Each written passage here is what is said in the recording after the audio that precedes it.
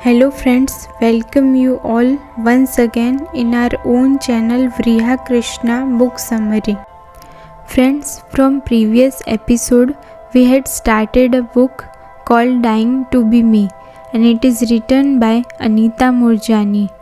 We had listened first chapter, Growing Up Different, and in this episode we are starting second chapter, which is Many Religion.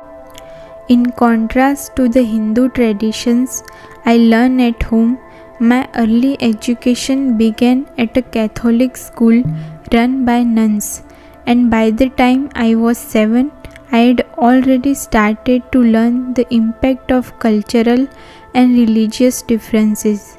The school was housed in a beautiful, expensive old building that was 3 stories high and crowned with a lovely dome chapel. How come your family doesn't go to church on Sundays? My classmate Joseph wanted to know one day after I had been attending school for about a month. Because we aren't Catholic, we are Hindu, and we go to the temple on Monday evenings, I said. You need to tell your parents to take you to church to pray to God every Sunday, otherwise you won't get to heaven when you die, Joseph told me. Are you sure about that? I asked. Because if it were true, I am sure my parents would know. Of course, I am sure. Just ask any of the others in school. Or even better, ask Sister Mary at our next Bible study class. She knows the truth for sure. She knows what God really wants, he persisted. So I took my question to Sister Mary, and needless to say, she reiterated my need to go to church and study the Bible if I wanted to win God's favor. That afternoon, when I got home from school, I decided to talk to my mother about what Sister Mary had said.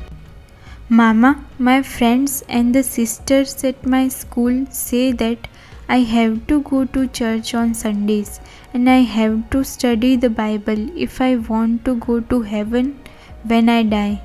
My parents become more concerned by my anxiety and my sleepless nights when they realized that my fears were getting worse and not better with time. They decided to have me transferred at the age of 8 to the Iceland school.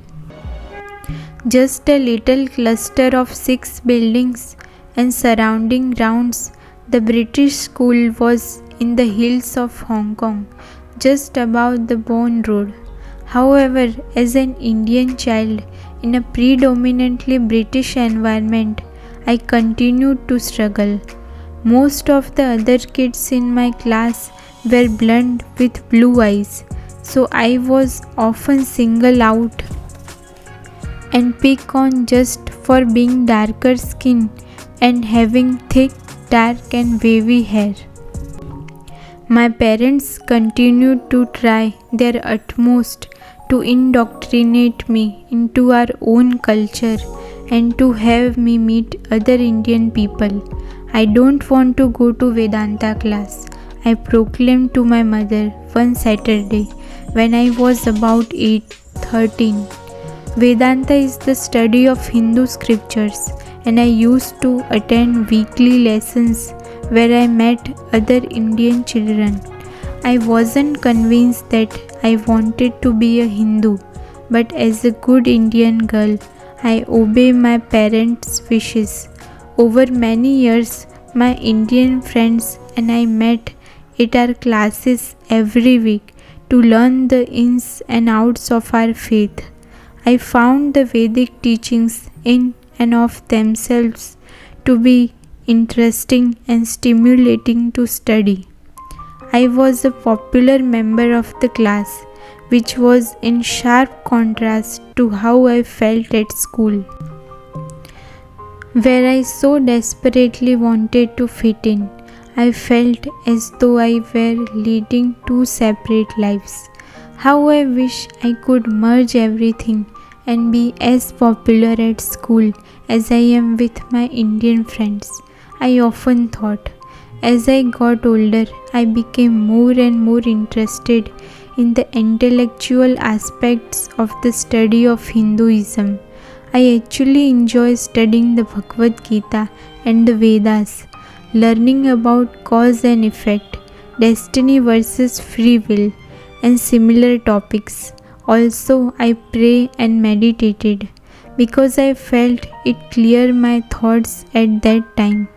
There was much about it that actually made sense to me, even though many of the beliefs of my culture didn't seem rational, such as suppressing women, expecting them to be subservient to men, and arranging marriages against people's will. Nowhere is any of this stipulated in the Vedas. Little did I know that all my previously held beliefs, perceptions, and philosophies were going to be blown wide open and shaken to their very core. Long before that, however, I was still challenging my culture and traditions as I move into adulthood and search for balance in my life. So friends, that's all for this chapter and episode. We will meet again and proceed with this book called Dying to Be Me, written by Anita Moorjani, in upcoming episodes. Till then, see you. Please do subscribe, share and like my videos, my channel to your friends and family. See you. Take care. Bye.